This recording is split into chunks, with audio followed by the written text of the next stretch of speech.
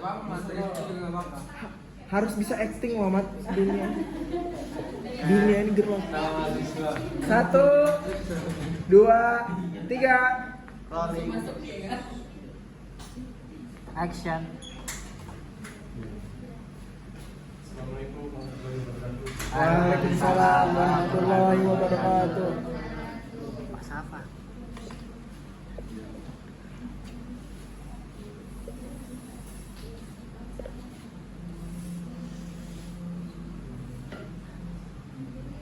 Sebelum belajar, mungkin ada satu orang yang pimpin doa terlebih dahulu.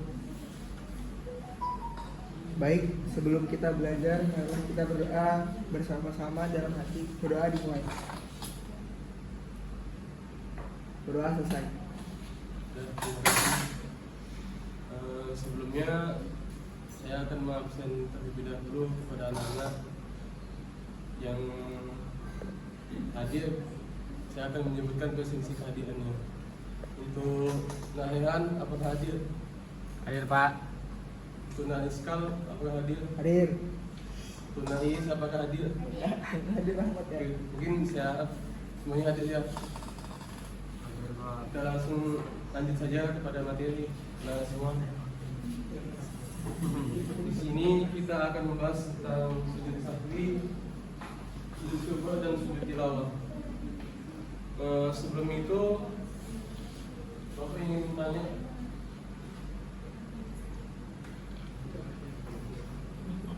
Sujud. dia Sahwi. sujud. Ada yang tahu kah pengertian definisi sujud?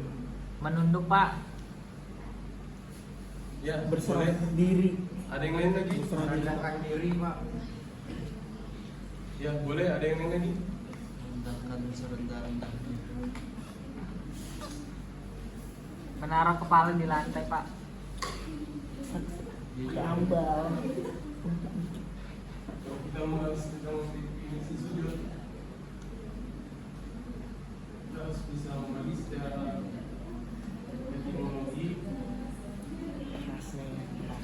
dan etnologi.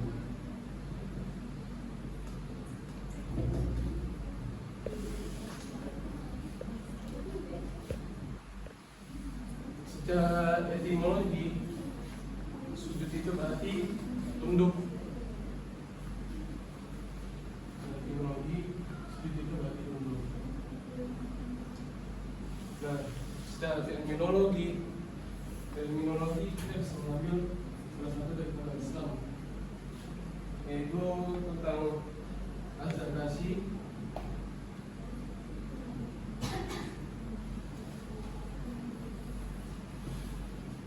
Bahwa dia mendefinisikan sujud adalah merupakan sebuah kegiatan di mana manusia itu tunduk, kepalanya tunduk dan dia meletakkan kepalanya di bawah tanah dengan rasa syukur atas kepada Allah Subhanahu wa taala.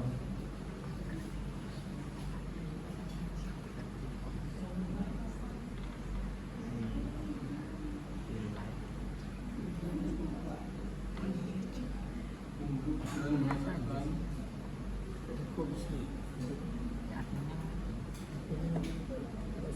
hingga sentuhan itu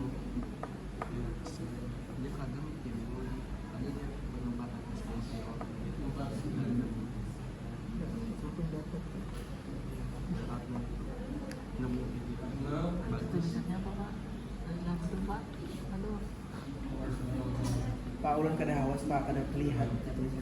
Jadi kita bisa pahami dulu terlebih dahulu sebelum kita tahu macam-macam jenis sujud. Kita harus tahu terlebih dahulu tentang definisi sujud. Secara etimologi, sujud itu merupakan kegiatan atau bisa dibilang tunduk. Nah, secara terminologi menurut Al-Kashi bahwa sujud itu merupakan tunduk dan mengangkatkan kepala hingga bersentuhan dengan tempat sujud karena Allah Subhanahu wa taala.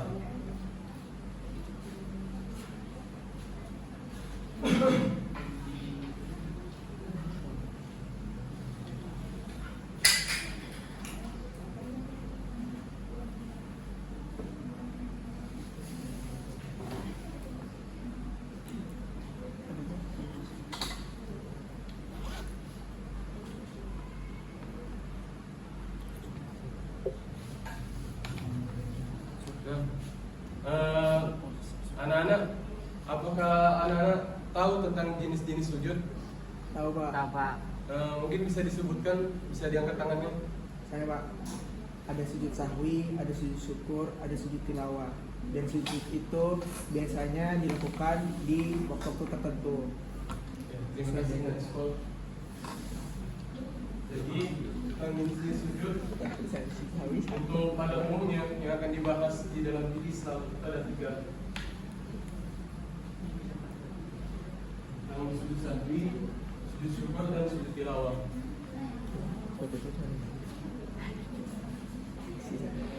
dari tanah-tanah.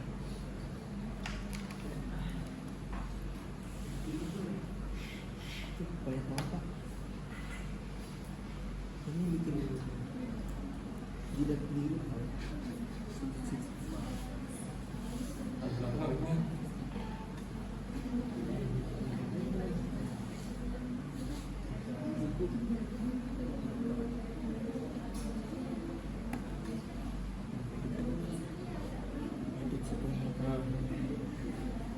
Di sini anak-anak kita akan membahas yaitu tentang sujud sahwi. Kami pergi kuliah umum. Sebelumnya anak-anak apakah tahu tentang sujud sahwi? Apakah ada yang mengetahui tentang sujud sahwi itu apa? Pengertian atau artinya? Nggak tahu Pak. Jelaskan Pak, kami kan masih Lupa awam. Pak. Sujud sahwi itu loh kerangka Kalau sayur sawi apa tahu?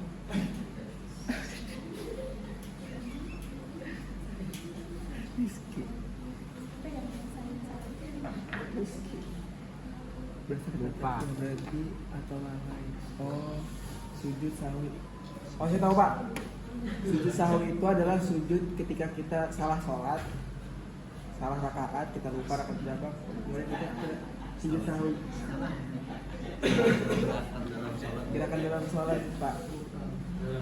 Lupa rokaat. Rakaat. Iya. Sebelum kita masuk lagi tentang sujud sahwi, kita juga bisa membahas tentang bagaimana secara etimologi dan terminologi tentang pengertiannya. Secara bahasa, arti kata sahwi itu berasal dari kata sahawa yasku sahwa. Yang berarti dalam ini adalah lalai atau lupa. Nah, jadi sujud sahwi bisa kita artikan secara terminologi. Sujud sahwi itu adalah sujud yang dilakukan 2 kali, yang dilakukan karena seseorang meninggalkan sunnah abad, kekurangan atau kelebihan jumlah rakaatnya, ataupun karena ragu di dalam sholat apabila ia mengerjakan sholat, ia ragu dalam mengerjakannya dan tidak pasti rakaatnya itu berapa. Nah, maka dilakukanlah sujud sahwi tersebut. Sebelumnya di sini, apakah anak-anak ada sudah yang pernah mengerjakan sujud sahwi? Lupa tadi Pak. Lupa caranya. Nah, mungkin sujud sahwi itu untuk kondisi atau dilakukannya itu waktu pelaksanaan itu bisa setelah tahiyat akhir sebelum salam dengan 2 kali sujud. Namun di dalam kondisi tertentu sujud sahwi bisa dilakukan setelah salam. Nah, jadi ada 2 tipe kalau bisa dibilang untuk melakukan sujud sahwi. Bisa sebelum salam, bisa juga sesudah salam. Untuk bacaan sujud sahwi, apakah anak-anak tahu? Tidak. Mungkin bisa ada yang bisa membacakannya deh di sini. Kecil Pak. Itu cilik ya Pak. Laiso. Nah, lainnya Lihat. tapi subhanallah. Subhana man la yanamu wa la yasbu.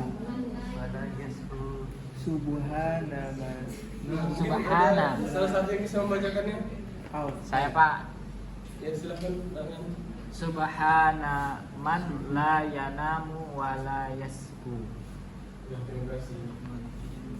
Sebelumnya itu bacaannya subhanallah ya namanya. Kenapa itu disambung ke lamnya, dan ini ada huruf mati. Jadi itu adalah salah satu contoh dalam apabila kita belajar tentang pembacaan itu dimasukkan apabila nun mati ketemu itu, jadi subhanallah ya namu wala yasbu. Ada yang bisa membacakan artinya kan? Fiskal Pak. Ya Pak.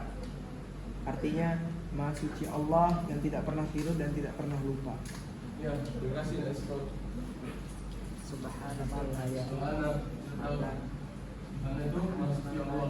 Wala yanamu, Mala yanamu wala yasbu. yang tidak pernah tidur, wala yasbu. Subhanallah yasbu.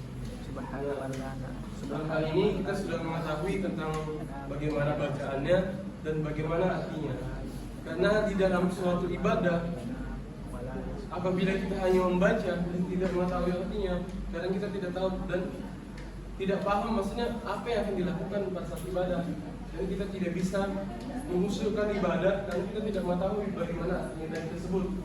Makanya setelah kita tahu bacaannya, kita harus mengetahui artinya tersebut, supaya dari artinya tersebut kita bisa memaknai lebih dalam dan sehingga kita bisa khusyuk dalam ibadah. Subhanallah la yanamu Subhanallah la yanamu wa la yasbu. Subhanallah la yanamu wa la yasbu. Subhanallah la yanamu wa la yasbu. Subhanallah la yanamu wa la yasbu. Nah, selanjutnya lagi, Subhanallah. setelah kita membahas tentang bagaimana pengertian, kita mengambil lagi tentang landasan religiusnya, teman-teman. Dalam hal ini kita harus mengetahui bagaimana hukum dan dalil yang terkandung di dalam sujud sahwi. Nah, hukum sujud sahwi adalah merupakan sunnah, sehingga sesuatu yang kamu lakukan, misalnya itu anak lakukan dan tidak mengerjakan itu tidak batal, manakala teman-teman itu meninggalkan sholatnya, meninggalkan sujud tersebut.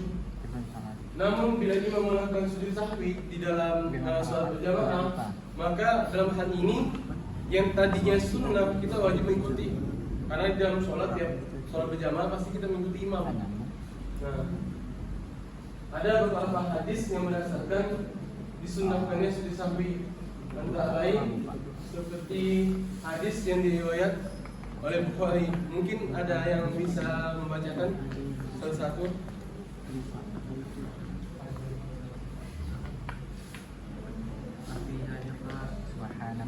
Artinya Pak.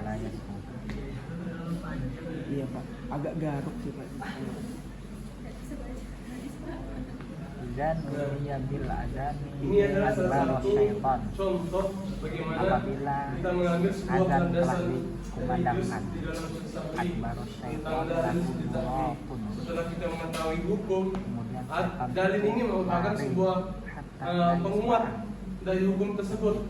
Nah, inilah salah satu hadis yang menguatkan bagaimana hukum dari sujud sahwi tersebut dalam hadis riwayat Bukhari. Sawi. Dan apabila azan itu telah selesai maka dia kembali. Aku pernah baca hadisnya ini. Aku pernah belajar di bukuku. Dan di bukan juga. Yes, selibet kayak sebelum Kita azan masuk kepada bab yang atau indikator yang tadi terkait tentang sujud sahwi. Alhamdulillah. Kalau kamu belajar pasti juga bisa. Do some effort.